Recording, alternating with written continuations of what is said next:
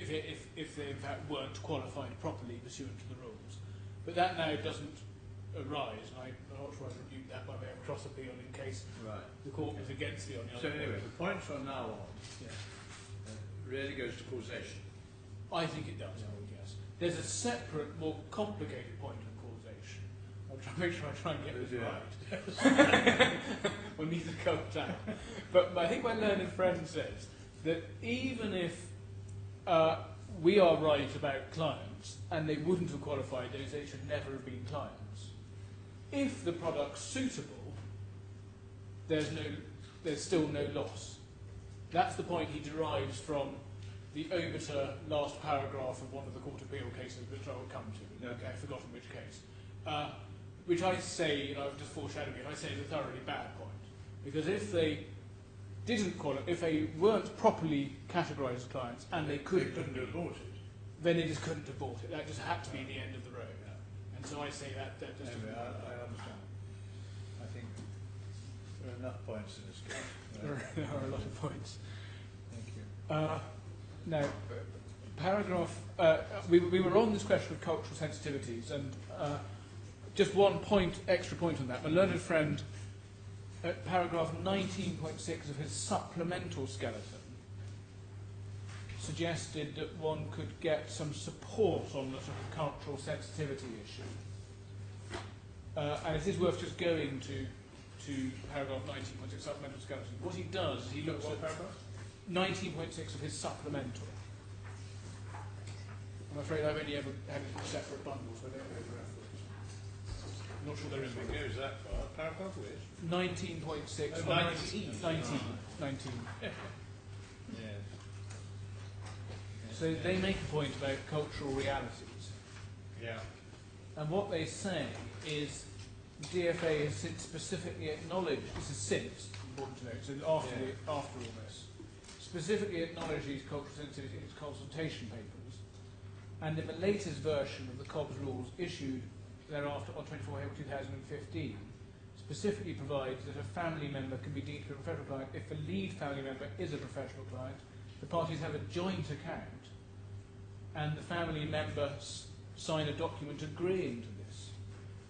Now, my learned friend relies on this to praise it in aid, but what it in fact does is support my case, because even when specific thought is given to this in this regulatory regime, all they do is effectively reiterate the Zide point, which is if you've got a joint account, then it's all right if the family members sign up to it. What doesn't happen, even when this point's specifically taken care of, is in a case like this, where there's no joint account, is mess about with the client classification rules. And obviously, if the regulator had wanted to change the client classification rules to affect cultural sensitivities, it would have done so. This is the DFSA is the regulator, which is going to be most obviously aware of what cultural sensitivities it wants to take account of. And it didn't make any relaxation to allow the sort of approach that was adopted by Sarasin-Alpen in this case. And indeed, even now, when this point's been specifically addressed, it still wouldn't have, because it would only get some possible dispensation in the case of a joint account. Now, my Lord, moving to the next point, and I think I may have already foreshadowed this, so I'll try and take it quickly. We do say that any process of determination and analysis would have yielded the true position, which is that the judge found that Mr. Khorafi had little investment experience and the other two claimants were inexperienced investors, and that in the case of Ms. Rifai, she didn't meet the wealth criterion. Those are all the findings of a judgment.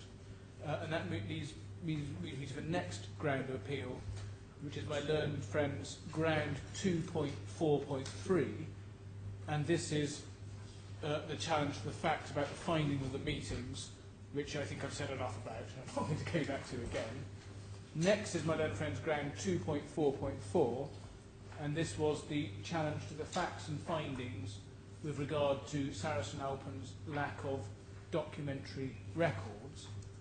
And the short point here is that the rules did require records to be kept of the process, And one reason for that is to confirm there's been a proper process, as one would want to do in this case. And here we have documents falsely filled in with incorrect information, and a situation where the defendants couldn't explain properly why the forms were filled in with incorrect information. And the woeful state of Sarasin-Alpen's records was plainly a material factor that the judge could take into account with regard to whether the client classification rules were complied with, and the judge didn't do so to the exclusion of other factors, and there's no misdirection here. Yes, this is not simply a filing point. This is the absence of any record of any of these telephone conversations or meetings in which the material which may have become available in order to embark upon the determination, first of all, gives rise to the inference there was a determination. As in any event, shows a rather startling lack of regard to what I call normal commercial activity. That's right, my lord. And obviously, this case doesn't turn on us establishing breaches of those other rules, but it's highly material to the rules we do rely on. Yeah. Now, the next ground is what my learned friend described as ground 2.4.5, and the argument is that very limited steps, or more limited steps, were required in circumstances where an investor is thought to be wealthy. So if you think someone's wealthy, you don't have to do as much. That's, I think, the argument, which again in my submission is a hopeless argument. The rules require analysis of the client's wealth and understanding and experience in each case, and just because a person is thought to be wealthy doesn't mean the criterion is made out. And again, it's hard to see how Sarasin-Alpen could ever have hoped to determine that requirement, or indeed the experience and understanding requirement, in circumstances where they hadn't met two of the clients.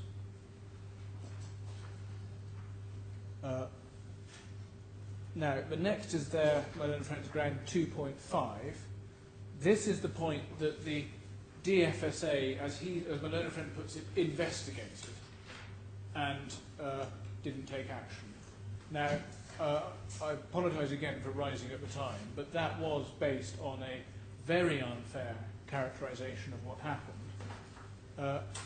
The correct position, as explained in our skeleton at paragraphs 305 to 307, is that we made a complaint, claimants made a complaint, and there was no investigation, and the DFSA didn't take action, as we understand it, because this case was ongoing already, and it's not at all unusual for regulatory action not to be pursued when the parties are already in civil litigation.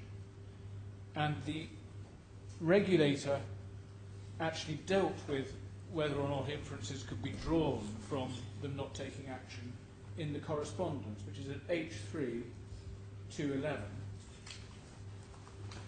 I mean, was the reply to the complaint in the bundle? Yeah, my lord, yes. One sees the... Oh, I see, whatever they put in. Well, you say a complaint was made. We haven't seen that. I'm not asking to. Yes. There was no investigation. Was that they got a letter back saying we're not going to do this? All we have is the letter which I'm just taking you through, which is page 211. Nearly there.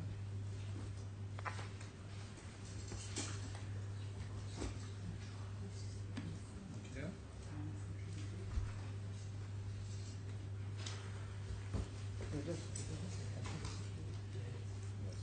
And inviting my lords just to read the whole letter, but I'm going to particularly draw attention to the last two paragraphs. This is the letter at 211? Tab 211, yes, page 6731. And is this addressed to the solicitors for the first defendant? Yes. Did your side get the letter? I don't know the answer to that, my lord.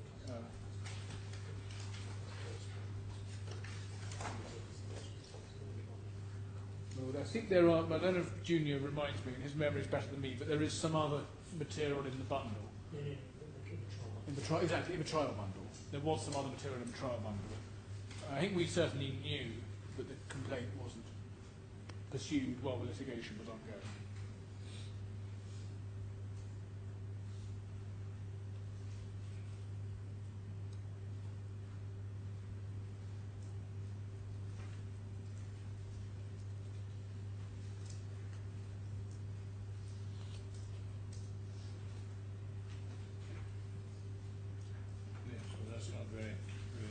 Well, it is in some senses, in that what it shows is that the defendants have tried to get confirmation express confirmation from the DFSA, which they can rely on in this litigation. But then the DFSA, in response to that, say, however, please be minded that no inference can be drawn by the DFSA's closure of the complaint file. The DFSA reserves its right in respect of information provided to it and may at any time open file and take any action it deems appropriate in respect of information provided by the complaint, third parties, or as a consequence of the DFSA's own inquiries.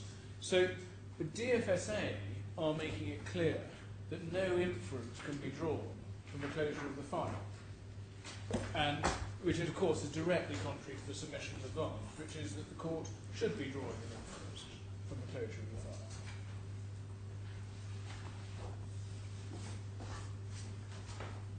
And to then criticise the judge for not himself drawing an inference from the closure of the file, which is what this ground of appeal is all about, is, in my view, in my submission, somewhat surprising. That's all, well, friends, ground 2 on the client's point. The next is ground 3, which is causation on the client's point. First is the judge's decision that even if Sarasin-Alpen had complied with the rules, it would not have, he would, Sarasin-Alpen would not have found the claimants to be clients. And we've just dealt with what that's relevant to. And as I've already submitted, that conclusion was the product of a painstaking analysis between 264 and 276 of the judgment, and his conclusion was that Mr. Khorafi and Ms. Hamad would in fact have satisfied the wealth test, Mrs. Rifai would not, that's judgment 265, and that none of the claimants would have satisfied the understanding and experience test. That's 266 to 275 to 6, and I'll come back to that shortly. The next point is an alleged misdirection as to the oral evidence, and on that, it's important to keep in mind that the questions for the judge, what were the witnesses' wealth and experience and their understanding at the time, were questions of primary fact on which they were cross-examined. And the judge was entitled to accept their evidence as he did, and one also must proceed on the assumption that the claimants would have given a direct answer if actually properly asked about their wealth and qualifications, and no one's ever suggested differently. And in my submission, the judge's analysis of their wealth and experience was thorough and painstaking and can't be faulted. And I'll come back to some specific criticisms that are made shortly. The next point made is that the judge's findings are said to be incompatible with the documentation. And this is another challenge to the factual findings dressed up as a point of law. For example, the first point relied on is the fact that another institution had, it was suggested, accepted Mrs. Hamad as a client in the DIFC, and that was an inference drawn by my learned friend and his clients on the basis of the location of the account advisory manager. Now, that just didn't answer the question for the judge. Even if the inference were correct, it doesn't answer the question for the judge, because of course one needs to keep in mind that for each client classification process, one is assessing the client in relation to the proposed activity. And we know from the evidence that what both C2 and C3 have are advisory portfolio management accounts with shares in. So one couldn't anyway start by saying, well, someone else has classified them, so that's all right then. You've got to conduct your own analysis. That's the first point. But secondly, even to the extent you wanted to draw any comfort from the fact that someone else had classified them, the comfort drawn would be either exceptionally limited or nil, because you wouldn't know on what criteria, at what time, for instance on the wealth criterion, at what time they were assessed, and you wouldn't know with respect to what financial activity they were being assessed. And generally, you wouldn't know on what basis and whether the other institution had got it right or wrong. So you just had to conduct your own analysis. So there was nothing of any substance in that point. And the judge, of course, didn't overlook this at all. He was fully aware of the other accounts that the claimants had. And in fact, they referred to paragraphs 32, 269, 271 and 273 of the judgment.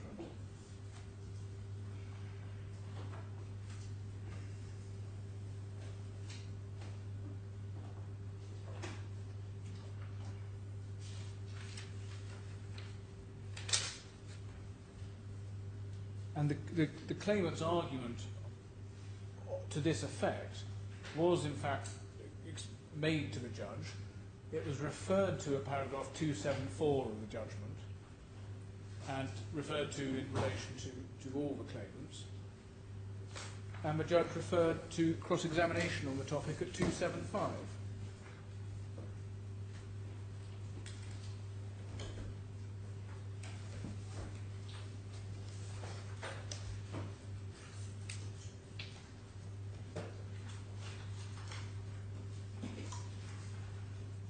It's all in those passages that the judge referred to. And he rejected the arguments at paragraph 276. And so there's so many points that my lords may have forgotten this one, but one of my learned friend's suggestions is that the judge didn't address these other accounts they have because he might have forgotten all about it. It's totally unfair. He's referred to these accounts in his judgment. He's explained which passages of the cross-examination he's looking at, and he's rejected the arguments.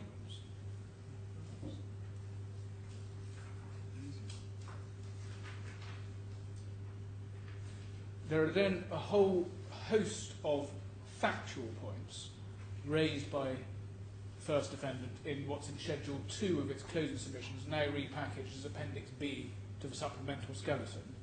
And again, these were all the subject of cross-examination in the passage I've referred to. And that is what the judge is referring to at paragraph 275 of the judgment before rejecting the conclusion invited on him that he should in some way disbelieve their own explanation of their experience and understanding on the basis of that material. And there's nothing to suggest there's anything surprising or erroneous in the judge's decision to reject the argument. Some of the points raised, obviously Appendix B contains quite a lot of material, but in a nutshell, some of the points raised were rather spurious. Some went, if anything, to wealth, which in relation to the first two claimants, the learned judge had already found in favour of the first defendant, and not to experience. The reality, as shown by that appendix, is that all of the claimants' experience in financial investments were very limited. Their assets were inherited. While they did hold some shares, these were generally holdings in private companies, particularly Kuwaiti private companies, and some shares in blue chip companies. The first defendant, in fact, only had $160,000 in listed shares. Sorry, first claimant only had $160,000 in listed shares, according to the defendant's own analysis in their closing submissions. Just for my Lord's reference, that is in it, it's A2, tab 7, page 218-119. So a very small listed shareholding.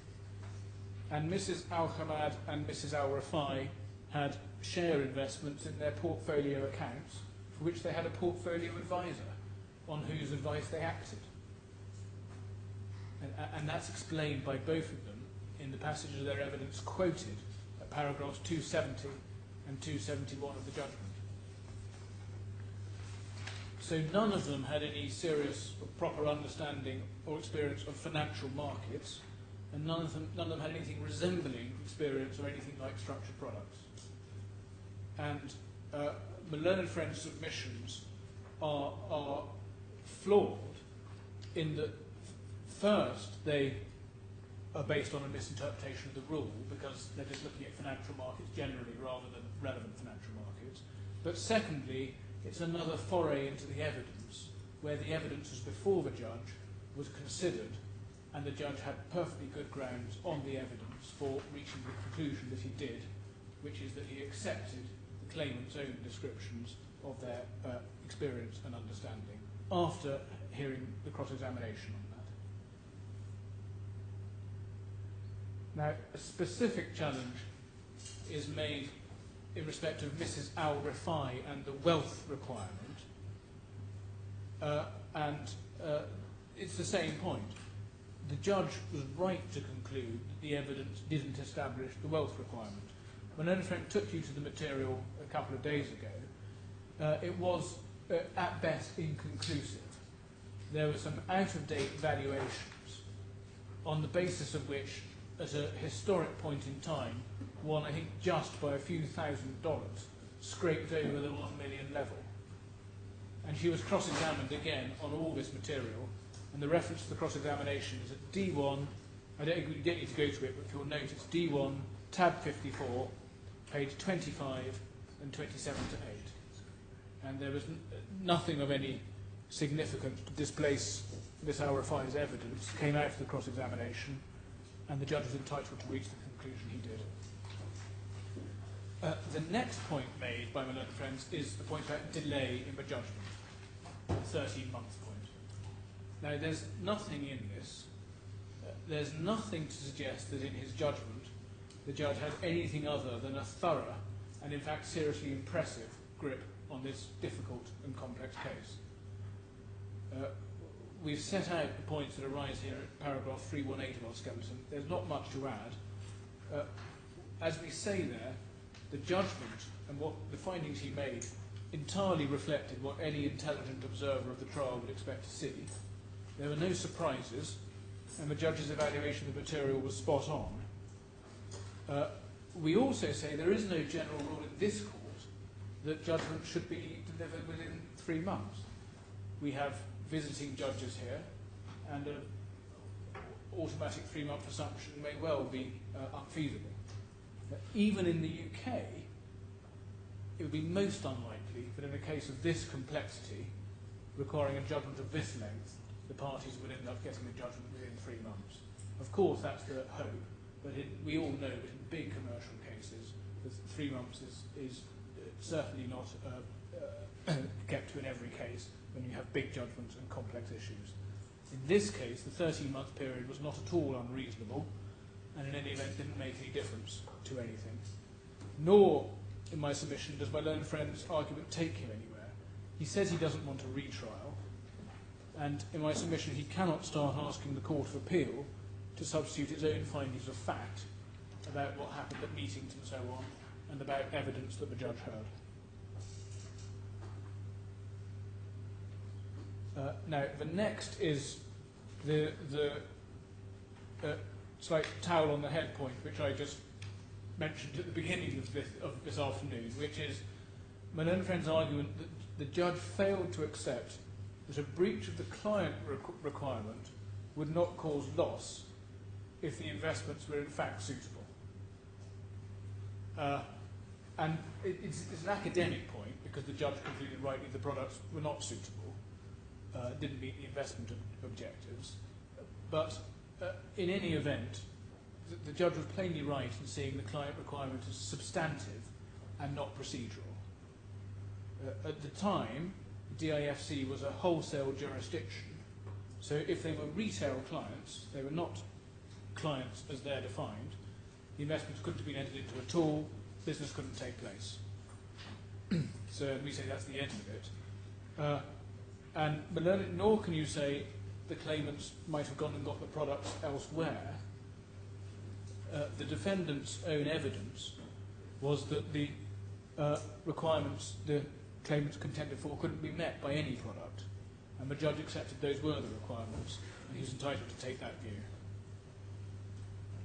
I do need to come back to Zaid again in this context, because that is the passage where, in the court, right at the end of the Court of Appeal judgment, where this point is raised, right in the bricks. And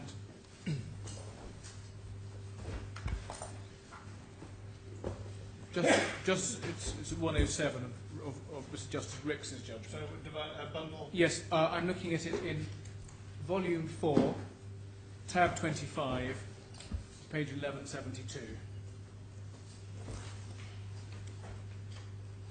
Now, just so that we know where we are with Zaid, the judge did generally accept the Zaid line of thinking, in the sense that if the products were suitable, the fact that there had been a rule breach in establishing suitability wouldn't get us home. There wouldn't be any loss. And the judge accepts that at paragraph 318. But at the same paragraph, 318, the judge rejects the idea that if the products were suitable, then a breach of the client classification couldn't cause you any loss. And the judge held rightly, as I say, that you wouldn't have any business, you couldn't have any business, and therefore the business couldn't lawfully have happened, and the losses have ensued. Now, for the most part, Zaid doesn't really address that question. It's mainly on the question that the judge, on the issue where the judge found in line with Zaid and in line with my learned friend's arguments. There's one paragraph of the Court of Appeal judgment that does touch on it, and that's this paragraph 107. I'm grateful, yes. Well, 105 first. Perhaps I just invite my lords to read 105.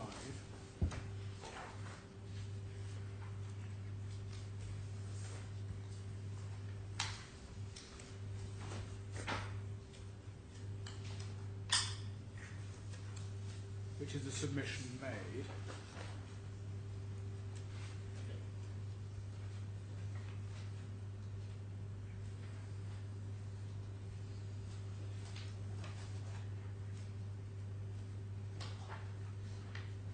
And then invite my lords to read paragraph 107.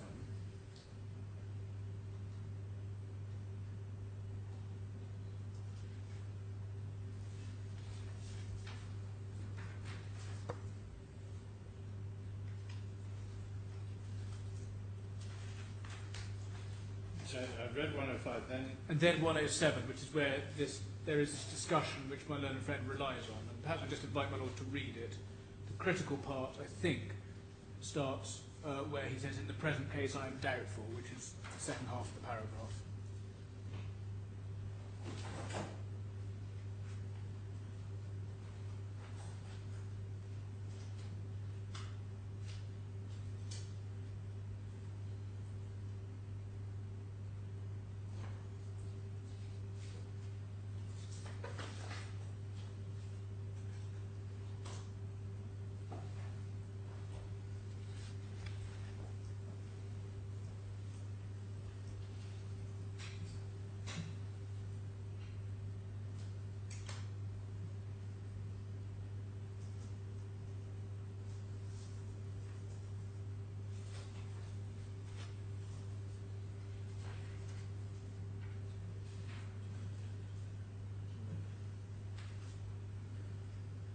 Yes. Now, I think it's common ground that this is all over to part of the judgment, but I would just make the following 4 submissions on that.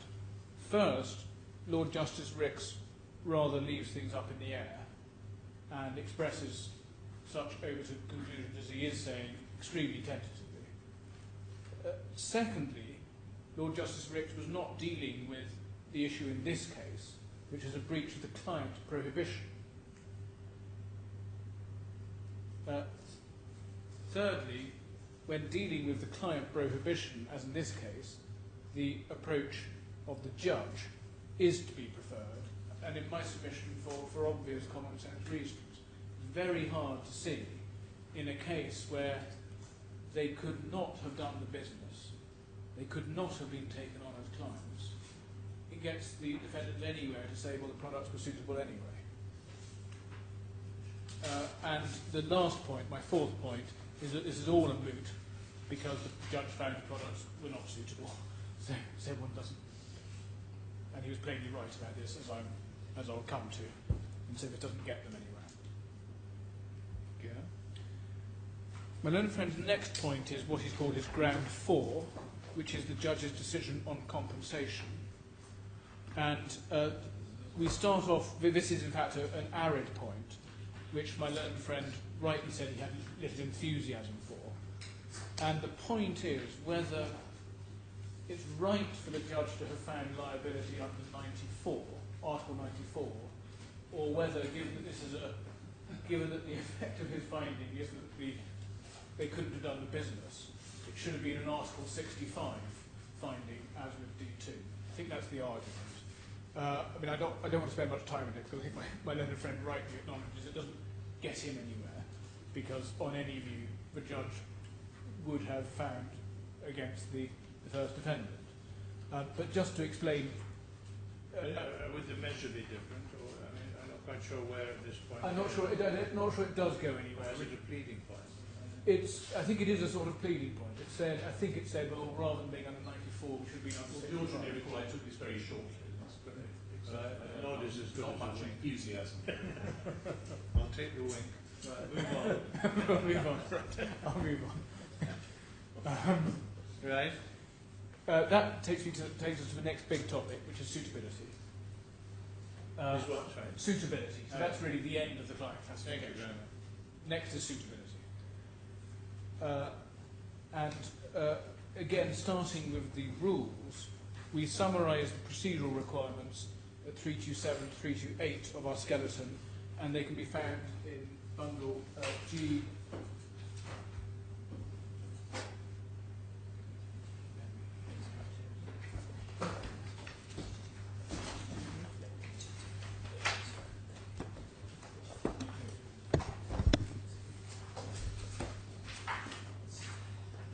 G3, tab D is tab 80. Make sure I'm in the right version. Tab 85 in G2. Starting at the rule starts at 6.2, which Sorry, is a page. which bundle are you in? Yes, bundle G2, tab 85, page 4862.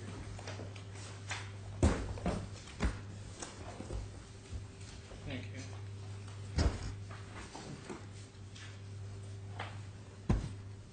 So 6211,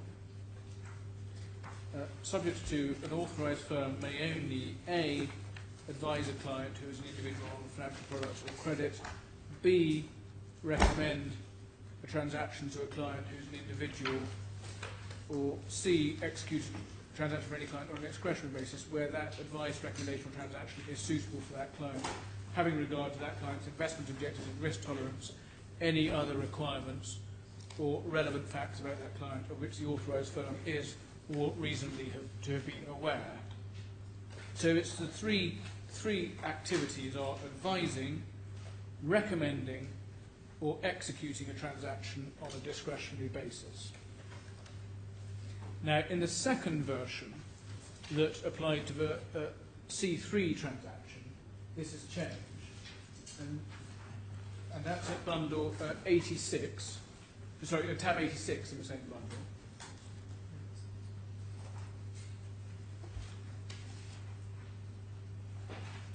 No, sorry, I'm sorry.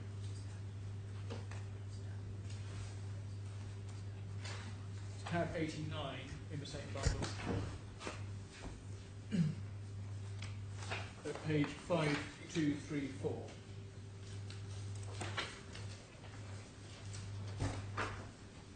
Sorry.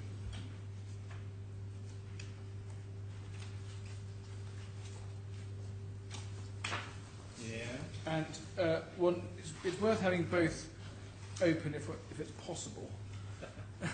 or looking at both as possible, what one sees is there's been a compression in that under 621B, what was C about executing a transaction on a discretionary basis has become B, and advising on financial products and credit and recommending a transaction have been compressed into a new little A, which now says give advice of a kind referred to in Gen Rule 211.1.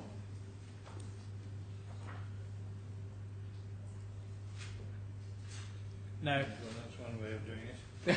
one way of doing it. And Now, that's a reference back to... yeah, I'm about to come to the Gen. Just before I do, the judge has held that as regards advising a client who's an individual on financial products or credit, the effect of moving it into little a is just clarificatory. What's going to be quite important in considering my learned friend's arguments is what has happened to the old little b about recommending a transaction for a client on a discretionary basis. In my submission, my learned friend got it completely wrong in his submissions about the implications of the compression. Now to the gem, which is in bundle G3 at tab 93.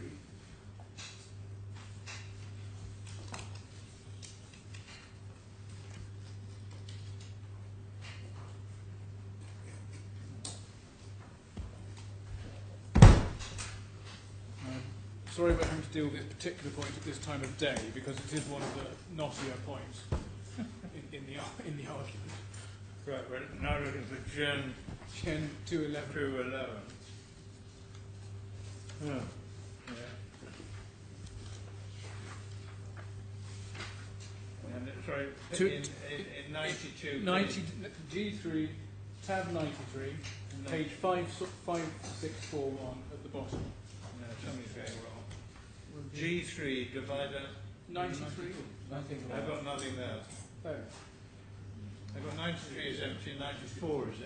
Try, what's in 92? Good question. In 92 I have Gen. Yes, that's General it. module. Right. Right. Okay, so 92 in your bundles. Thank you. Don't know why mine are different. It's fine. Yes, either way, I think the page number is the same for all of us. 5641. And we want to 211. Yes, it starts at 211. Yeah, I've got that now.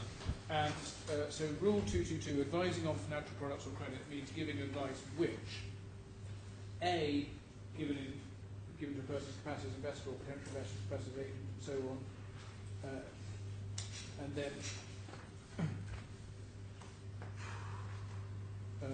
is given to a person who has capacity as borrower. C, constitutes generic advice. And then 2, 1A and B includes a statement, opinion or report where the intention is to influence a person making a decision to select a particular financial product or interest in a particular financial product or enter into a particular credit facility, or which could reasonably be regarded as being intended to have such an influence. 3, in 1C, generic advice means any communication, subject to 4, that contains information about a particular financial product or credit facility, and B, could reasonably be regarded as being intended to influence a person when making a decision relating to any financial product or credit facility to which communication relates, although the communication does not contain any advice on the merits of that particular person entering into a transaction to buy, sell, hold, subscribe, or underwrite those financial products, or enter into a particular credit facility. Now, it's tortuous drafting, but the effect of it is that you can give information. You can give information even where, in your own mind, that could be regarded as being intended to influence a person. And you can see that from 3 little b.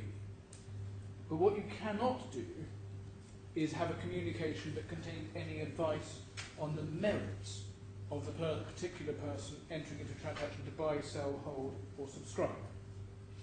So that is the critical exclusion for generic advice. Generic advice is essentially advice which is not advice on the merits. So that's why I started, I think, this morning with my Lord Sir David Steele's example of apples on the tree. You can't say those are delicious apples. You can't say those are good apples, you should have some. You can say those are red apples. You can say those are red apples even if you know the investor quite likes red apples. But saying good apples, delicious apples is all advising on the merits. Now, you then, against that background, and with that understanding of what the gen is about, need to go back to the compression of the old rule into the new rule. So the old rule, when it came to recommending, specifically outlawed recommending, except when it's something suitable. That was at little b. And that is being compressed along with the advise point into the new little a, where it says give advice of the kind referred to in 211A or B to a client. So that is basically a shorthand for saying non-generic advice. Well, if you recommended a transaction, that couldn't be generic advice. My Lord has it. That's exactly right. So in order to create the category of non-generic advice in A and B in the new rules, you had to have an exclusion which, you had to have an inclusion which covered B, yes, but an exclusion which ensured that you only covered non-merit-based advice. my Lord has it absolutely. Right. So why this matters is in my learned friend Skeleton, he poses this oxymoron, and what he says is, this is I think at paragraph 128 of his Skeleton, that the judge should have decided that the recommend provision, when it went out, permitted you to give recommendations provided they were non-generic recommendations. And that's just, and it is an oxymoron. The reason the provision has come out is the reason my Lord David Steele has just said. Because they're now only concerned with non-generic advice, every recommendation will be non-generic advice. So there's a complete continuity between the old rule and the new rule. So in the old rule, recommendation was expressly banned, absent suitability. And in the new rule, recommendation is expressly banned, absent suitability. But the formulation by which you expressly ban it under the new rule is to say you can't give non-generic advice. In other words, you still can't recommend, but we now don't need to call it recommend, we call it advice on the merits of the investment. I mean, is the bit, as I understand, the judge found, and it may not be entirely common ground, that the hiving off of generic advice was in fact a reflection of the position that pertained before. Exactly. And wasn't in fact new. Now once that, in a sense, concession is made, then 621 doesn't work anymore under the old rule. 621 certainly needs clarification. But it needs clarification. Yes, exactly. So the only way of making it work is, although not the very attractive one, is to redraft it in the manner that it's been redrafted in the new rule. And once you've done that, you no longer need to say, and you can't recommend either, because you've already subsumed that in saying you can't give advice on the merits of the investment. Anyway. And why it matters is the learned friend builds up this quite complicated house of cards on this, and then says, the judge didn't apply the right test when he said we gave advice, non-generic advice, and when he said we made recommendations. Because what he's trying to say is they might have been what is called generic recommendations, and the judge didn't realise that if they were generic recommendations, they were okay. That's the gist of the argument. But of course, recommendations recommendation meant what it said in the original rule, which is the rule that applies in this case, A recommendation is a recommendation. And nothing was changed. A recommendation could never be made, and it still couldn't later, because it would be advice on the merits of the investment. And why that matters for my learned friend is the judge has made express findings throughout the judgment that Sarasin-Alpen made recommendations. He finds they gave non-generic advice, and he finds they made recommendations. And those are findings of fact that are the end of the line for my learned friend, which is why he's trying to make this quite difficult technical argument. Now, you can actually see, when you go to the judgment, that on this quite difficult stuff, the judge has got it absolutely spot on. You start at paragraph 278 of the judgment.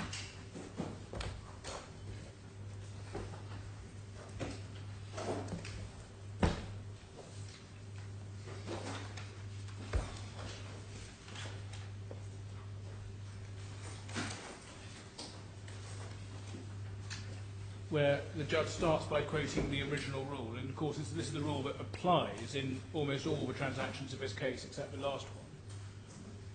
He then, at 279, quotes Jen, and he quotes the important part of Jen, and as he rightly says at the bottom of 279, as I have explained earlier in this judgment, generic advice was defined in 211.13. In the present context, it is sufficient to have in mind that generic advice is any communication that does not contain any advice on the merits of that particular person entering into a transaction to buy, sell, hold, subscribe for, or underwrite those financial products, or enter into a particular credit facility, whether as principal or agent. Now, pausing there, my learned friend suggests the judge somehow misled or misdirected himself by not quoting more of Jen. But what he's done here is quoted the bit that matters, which is saying that it's not generic advice if it's on the merits of the investment. Now, I think what my learned friend wants to say is that what he should have done is quoted the other part, which says you can give information and describe things factually, even if you know it may affect the person. But that doesn't help. That doesn't matter. What matters is the part of the Jen which talks about advising on the merits.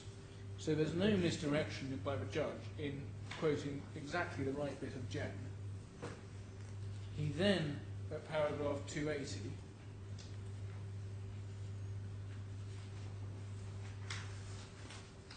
talks about the amendment, and then at 281 and to 284 he accepts my learned friend's submission about the purpose in relation to advice, and then at 285 he says it's pertinent, however, to keep in mind that the suitability requirement in COB Rule 621 was not restricted to circumstances in which the authorised firm was advising on financial products or credit. The requirement applied in circumstances where the firm recommended a transaction to a client who was an individual, or where a firm executed a transaction on a discretionary basis. And my learned friend says the judge misdirected himself there on recommended, but he didn't. He got it absolutely right. The rule did expressly say prohibit recommendations absent suitability, and contrary to my learned friend's submission, when the rule was changed, that didn't water that down at all. It just replicated it in a different form in the new provision. So there was no error on the part of the judge. And the judge then went on to find that the clients, my clients, were given specific advice and were recommended the products. And one can see that in the judgment at paragraph 286, where he says, in my view, there's no doubt that in relation to the purchase of the right notes in June 2007, Sarasin-Alpen was carrying on activities which fell within both paragraphs A and B of COB Rule 621. That is to say, 1, Sarasin-Alpen gave advice to Mr. Khorafi and through him to Mrs. Hamad as to the suitability of the right notes as a structured financial product for the purpose of investment of funds to be advanced by ABK. And 2, Sarasin-Alpen recommended that Mr. Khorafi and Mrs. Hamad entered into the transaction with Bank Sarasin. In reaching that view, I have regard to the circumstances which led to the purchase of the right notes, I have in my judgment, and in particular the evidence as what was said at the meetings of 24th of April and 22nd of June 2007. Same thing happens in relation to the second tranche of paragraph 287.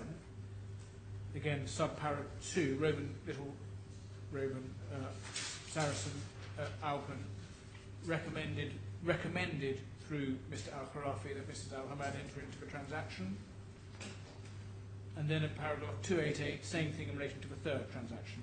Little 2, Sarasin-Alpen recommended through Mrs. Khorafi that Mrs. Rifai enter into the transaction with Bank Sarasin.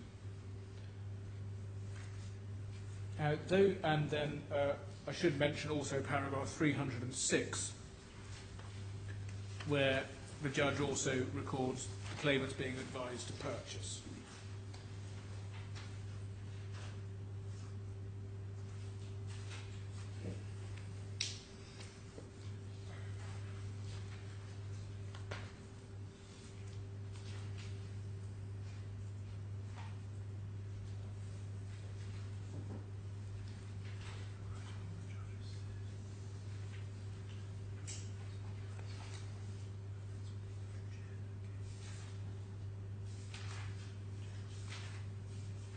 Now, those were findings of fact, obviously, and they were findings of fact, as the judge said, having heard the evidence and made findings about the totality of the evidence, including the evidence of the meetings.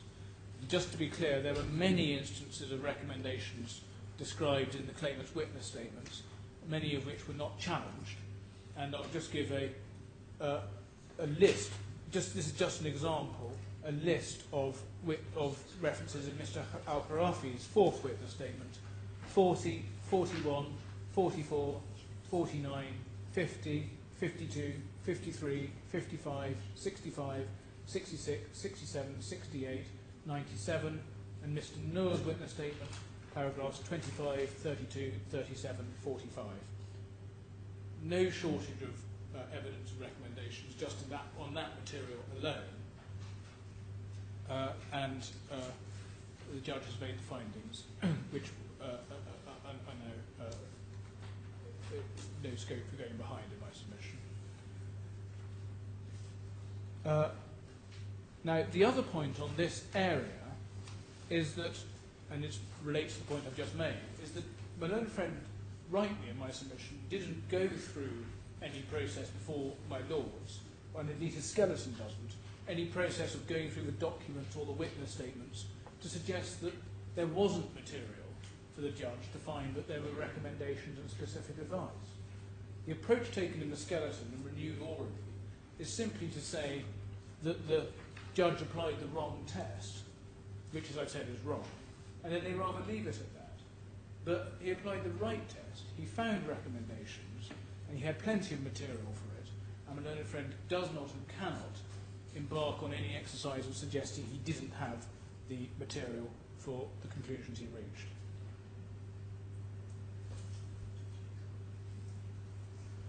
So, against that background, the claimant's first point in their skeleton and grounds of appeal is they profess to be in some doubt as to whether the judge did find that specific rather than generic advice was being given. That's paragraph 116 to 7. In my submission, that's not a good point. There's no doubt that at paragraph 288, the judge is finding that specific advice was given, because this comes straight after the passage where he's accepted my learned friend's... sorry, I may have had the wrong reference there.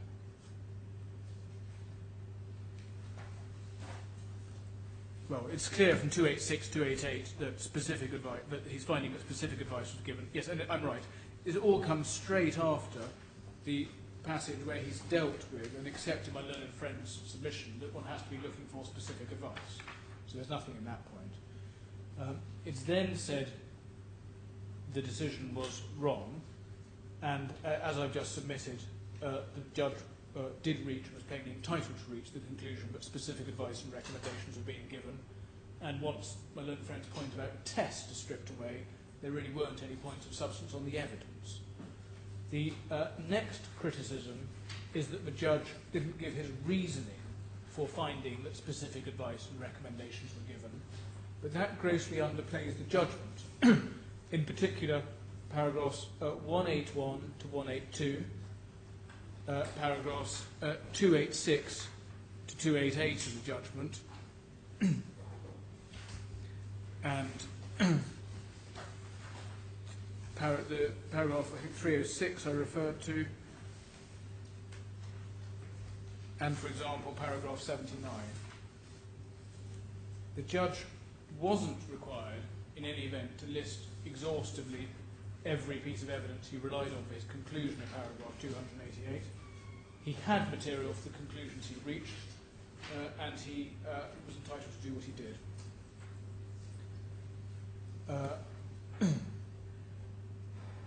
Its next submission, there's also a submission about the judge not directing himself to the whole of the test. I'm not sure now if that's the point that I've just covered. If it's not, it's a point which I've dealt with at paragraph 332 of our skeleton. The next big point is, I'm not sure it is a big point. The next suggestion is that the judge should have come to a different conclusion. That again is hopeless for the reasons I've submitted. The judge is uniquely in a position to make this assessment based on the totality of the evidence, and his conclusion is not susceptible to challenge. There's then ground 512, the specific point about recommendations, which I've dealt with. There, ground 513, this is a separate point, which is there's a challenge to the judge's finding at paragraph 288 that there was a discretionary execution in respect of the purchase by Mrs. Rifai, the third claimant.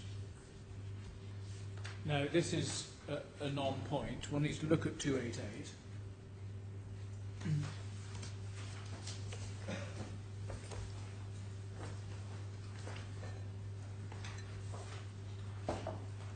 Little 4 of the judge's finding in 288. Sarasin-Alpen executed that transaction on... So which paragraph are you in? Yes, I'm in 288, little 4,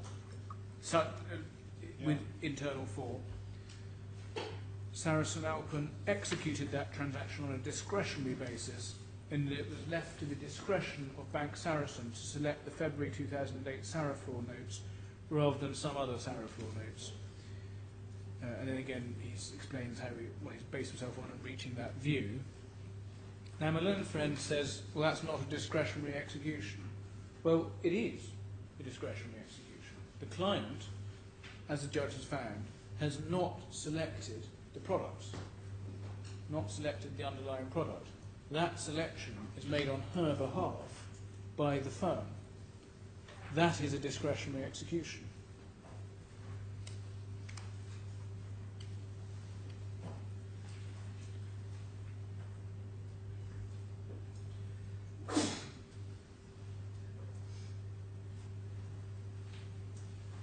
But in any event, Well, it doesn't add very much. Well, you simply, because it's discretionary, it follows that the bank is making a recommendation. well, no, the reason it matters is, it doesn't matter. Because there's a recommendation, which is also fact, then there's specific advice anyway. Right. But also, suitability is required to be considered on a discretionary execution. Because, do you remember when I started with the rule, the 3 areas where one needed to consider suitability were advice, recommendation, and discretionary execution. Yeah. So it's an independent reason why suitability needed to be considered. So nothing wrong with a judge's finding in 288.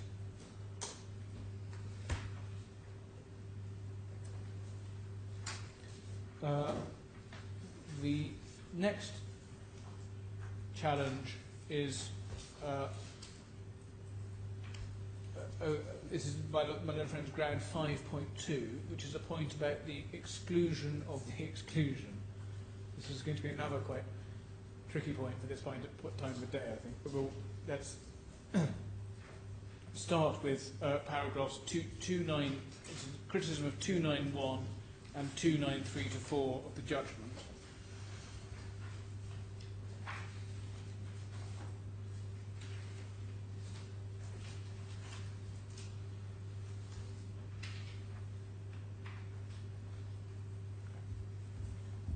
So at 291, the judge records our submission. There's two reasons why Sarasin-Alpen can't rely on the notice in the AGBCs, which seek to limit the obligation to consider suitability. It's probably worth having that notice out, so to remind oneself of it. It's in bundle H1 at tab 122.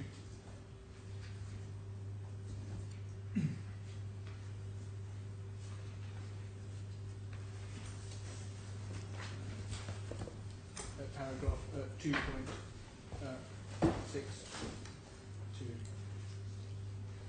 So 261 and 262. Yeah.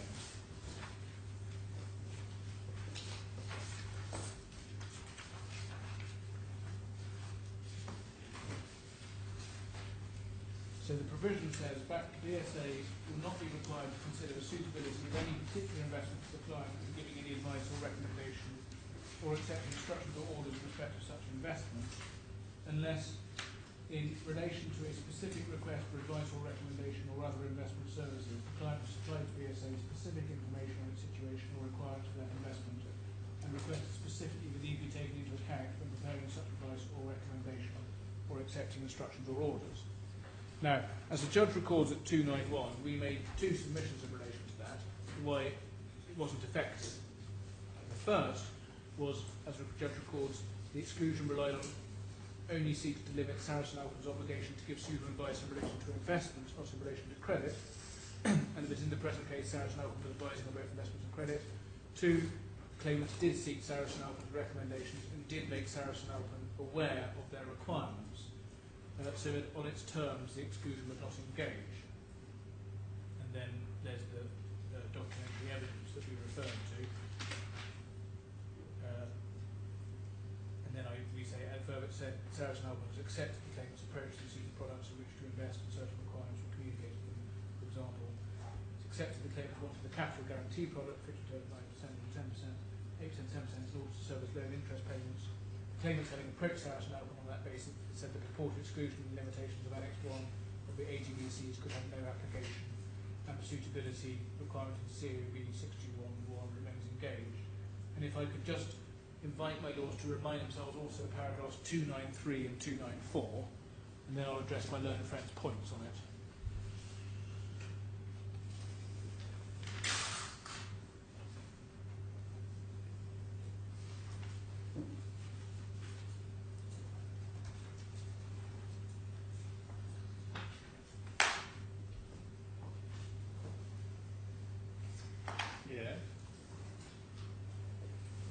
So, but learned friends challenged both 293 and 294.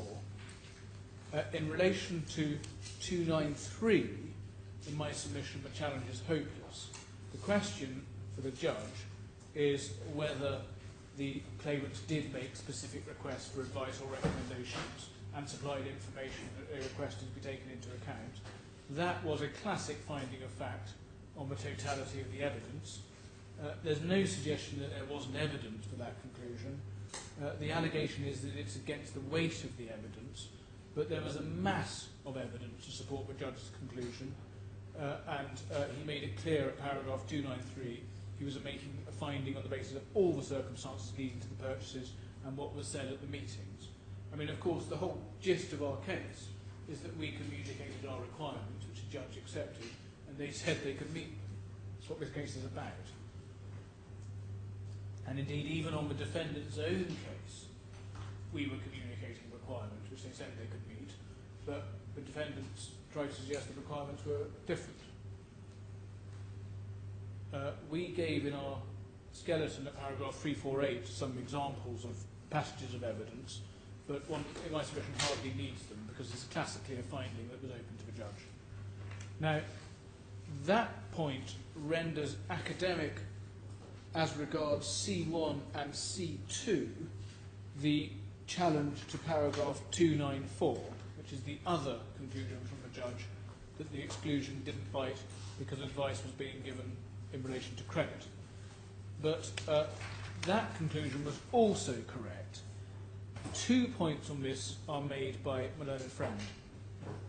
The first point is a new argument not made below, an argument of construction that the exclusion at clause 261 did, as a matter of construction, extend to credit.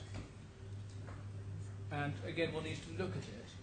And the point my learned friend wants to rely on is that investment services is a defined term, which is quite a wide defined term, and may include credit. But that doesn't help my learned friend, because if we just read the clause again, it still says BSA will not be required to consider the suitability of any particular investment for the client when giving any advice or recommendation or accepting instructions or orders in respect of such investment, unless in relation to specific advice or recommendation or other investment services, the client has supplied to BSA specific information on its situation or requirements for that investment. So the wide definition of investment services as a matter of construction doesn't help my learned friend. They obviously, no doubt, could have drafted their clause differently, but they chose not to. It's not to be assumed or inferred that they intended something wider by way of exclusion than they did, and that wouldn't in any event be the proper approach to exclusion clauses of this kind. The second point made by my learned friend was that there was it was a challenge to the facts about whether advice was in fact given as to credit. And that again was a finding made by the judge on the totality of the evidence, including the advice of the meetings. The judge was entitled to reach the conclusion that advice was being given in relation to credit, especially given that the product advised on included leveraged debt from Sarasin itself, and the advice being given was around tailoring the product to meet the leveraged debt. Mr. Walia's own evidence was that he gave advice on the degree of leveraging that might be appropriate. Now, we obviously say the advice given in relation to credit was woeful, as no proper advice was given in relation to margin call risks, the impact of the cross pledges and the breach of the IPO. But that is the area on which Sarasin were purporting to give advice, amongst others. And so the judge was entitled to reach the conclusion that he did, having heard the evidence about the meetings and having heard all the rest of the evidence. There's a discrete point that also came up on this, which is, my learned friend also says that if he is right in relation to his challenge to paragraph 294, then that knocks out C3 on suitability. I think that's what, or on the exclusion clause. That's what's suggested. So that's in fact wrong. But on the grounds that she didn't seek advice. No, on the point being made is that the judge's reasoning in 293, that reason for excluding the exclusion, doesn't, on the basis of the judgment, apply to C3, because he only seems to, when you read paragraph 293, he only seems to be applying it to the first two tranches. I mean, I have to accept I'm stuck with a judgment, so I can't say he was. I can't suggest he was trying to say it was applied to C3 because he doesn't seem to have been. So I am certainly stuck with the exclusion to the exclusion relating to C3 being contingent on paragraph 294. In one sense, what my learned friend forgets is that the exclusion, and that may be unfair, what my learned friend doesn't take account of is that the exclusion of clause 261 only deals with advice and recommendations, and accepting instructions or orders. So it says the BSA will not be required to consider the suitability of any particular investment for the client when giving any advice or recommendations or accepting instructions or orders in respect of such investment. Now, the finding the judge has made is that, and this was back at 288, is that as well as being an advice and recommendation, there was a discretionary trade in respect of C3. Discretionary trading is an independent category that requires suitability to be assessed under the rules, and 261 doesn't purport to exclude liability to consider suitability when discretionary trading. And in my submission, although it does say accepting instructions or orders in respect of such investment, you can't possibly construe that especially given that this is an exclusion clause, as permitting it to conduct discretionary trading without considering suitability, and you would have needed a much clearer exclusion clause to achieve that. So I don't accept my learned friend's point that the exclusion to the exclusion, that our attempt to exclude the exclusion clause in relation to C3 is entirely contingent on paragraph 294 of the judgment.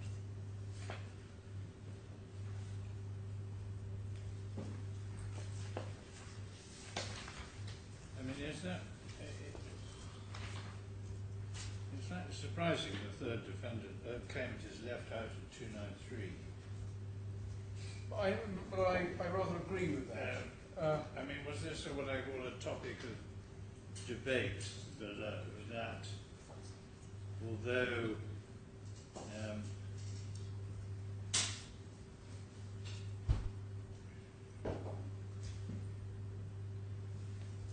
well, the judge, in my submission, certainly had the material to have extended his 293 finding to include the third claimant.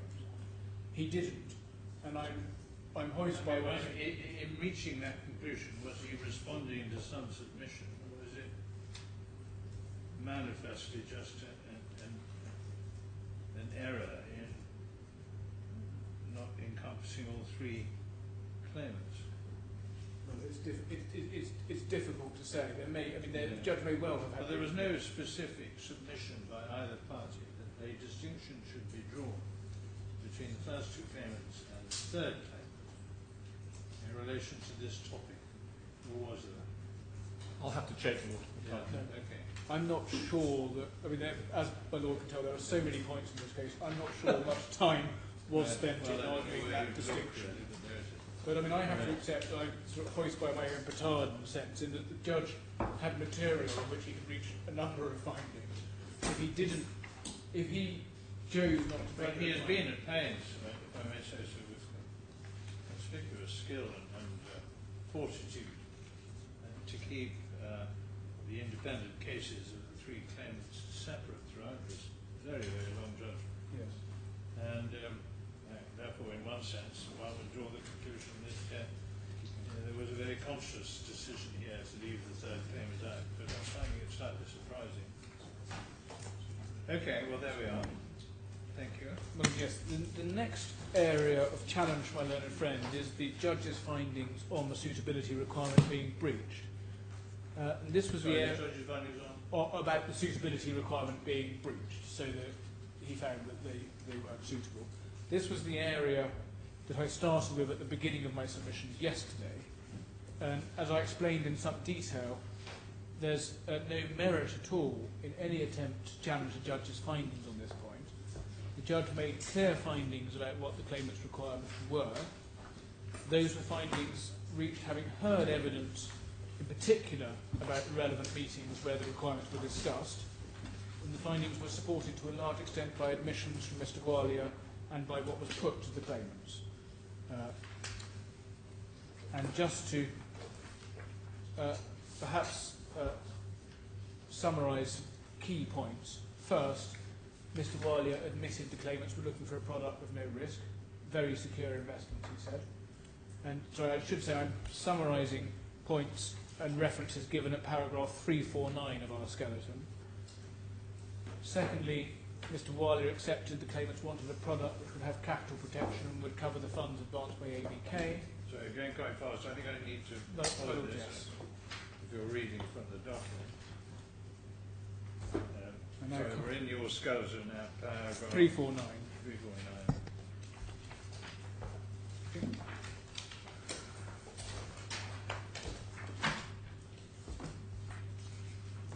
Nearly there.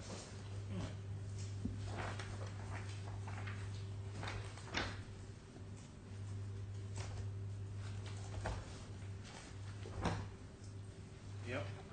So I give some examples of paragraph 349, which again just invite my lords to read.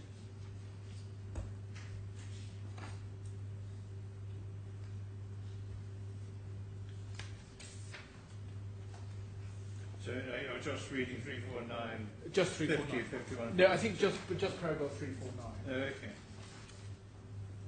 for the moment.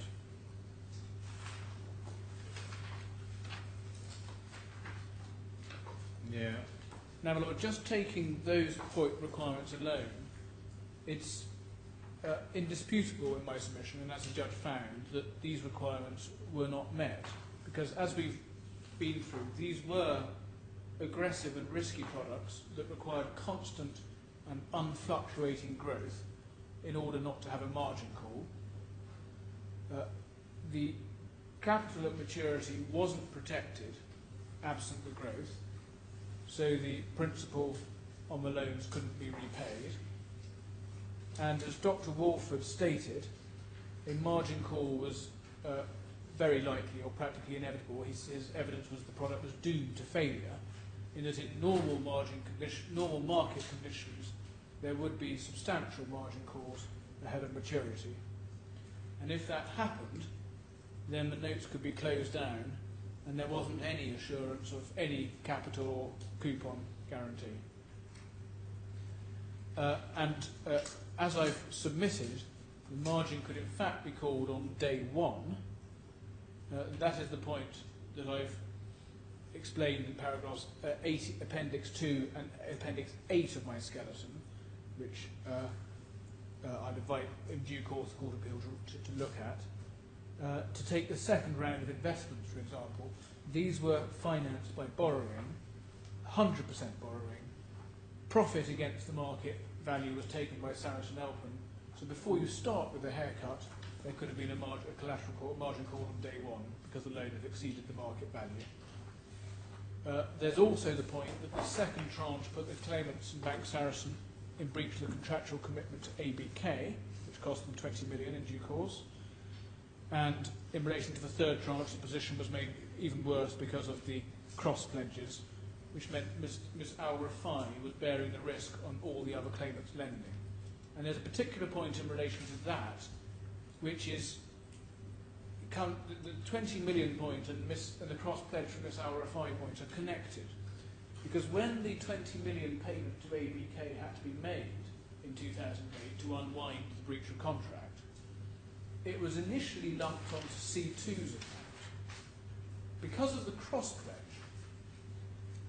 Ms. Rifai, C3, had the liability transferred onto her account by Bank Saracen. They considered themselves entitled to do that because it was inherent in the cross pledge. When later you get the margin call on, bearing in mind that the margin calls that at the end of the day were on C2 and C3, C3's margin call, the only reason she really had a margin call, as far as I can tell on the calculation, is because she had 20 million of liability loaded onto her account because of the cross pledge.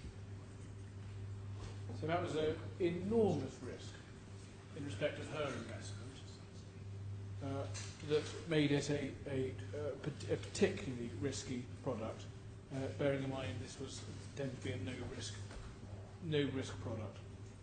So these products were unsuitable by a wide variety of measures, and the judge's conclusions at paragraphs 300 to 302 I've already taken my lords through. And they are, in my submission, unassailable.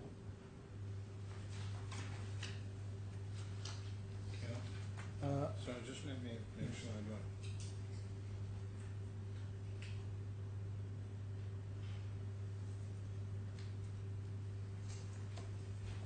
So you made a reference to Yes, 300 to the 308. endless schedules. Yes, Appendix 2 and 8 of our skeleton for this appeal. Yeah, okay. Well, I'll have to reread that.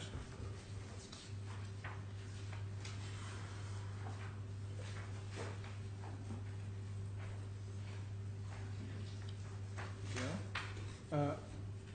If I could just explain explain what they are. They're in bundle A2 at tab 8C. 8 what?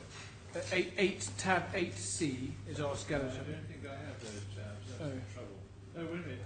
8C is. I've got that for the whole skeleton. Yes, exactly. The appendices are at the end. Right.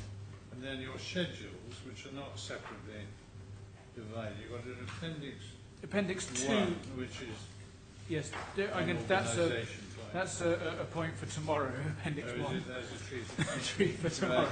Appendix 2, margin calculation. Well, that's it. And I apologise in advance for when you come to read it. It is, I'm afraid, pretty dense, but it is quite it's long-winded because we want to make sure it's absolutely accurate. But the gist of it is the points I've already made, which is that these products were potentially in immediate margin call, subject to how And then they wanted to approach it. 8, I'm nearly found. Oh, there's a schedule. Yeah, showing That's a slightly more transaction summary. that's a slightly more user-friendly document, and I hope Relative. Yeah. all things are relative. And for example, in Appendix 8, you can see towards the bottom my point about the 20 million. Do you see the last column says C3 loan? Yeah. You see the bottom entry says 20 million drawn for payment to ABK. That is the transfer of C2's loan liability to C3, which later gets calculated in the margin call. Okay.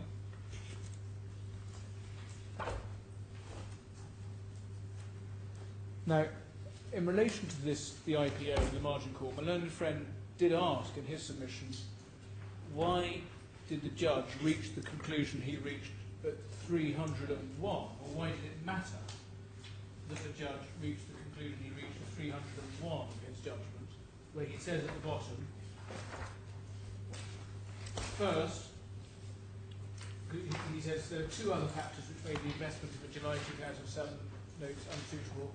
First, the irrevocable payment order in favour of ABK made it impossible, consistently with the obligations thereunder, to use the coupon payments in respect of those notes to service the bank Sarasin loan. Second, the potential for margin call arising from the leveraging provided by the bank Sarasin loan posed the additional risk that the notes would not be allowed to run to maturity. Now, those are important findings. In relation to the first of them, my learned friend says, well, why does that affect suitability? Well, the answer to that in my submission is very obvious, because this second tranche was inextricably linked to the leveraging, the lending. The lending was contingent on a pledge across both sets of notes, and it was the pledge across both sets of notes that caused the breach of contract with ABK, and which ended up costing the claimants 20 million. Now, and my learned friend's submission does appear to overlook the explanation of that at paragraph 125 of the judgment. Now, my learned friend also says that nothing happened, or there was no consequence on this case as a result of the unsuitability factors found by the judge. And again, nothing could be further from the case, because as I just read out at bottom 301, two of the problems were the ABK breach and the potential for margin call, separately the potential for margin call arising. Both of these problems were inherent and integral to what later happened, which caused the whole edifice to collapse, because there were margin calls, which was the feature that was unsuitable of the product, and part of the margin calls was based on the 20 million, significantly based on the 20 million, which flowed from the ABK IPO breach. And one always needs to keep in mind that these clients wanted a risk-free product. And what happened here is the risks that the judge identified, which rendered them unsuitable, eventuated in this case, and they eventuated in a way which caused the claimants these losses. My Lord, it's been a long day. I wonder if now might be a convenient time. Well, I won't refuse your invitation.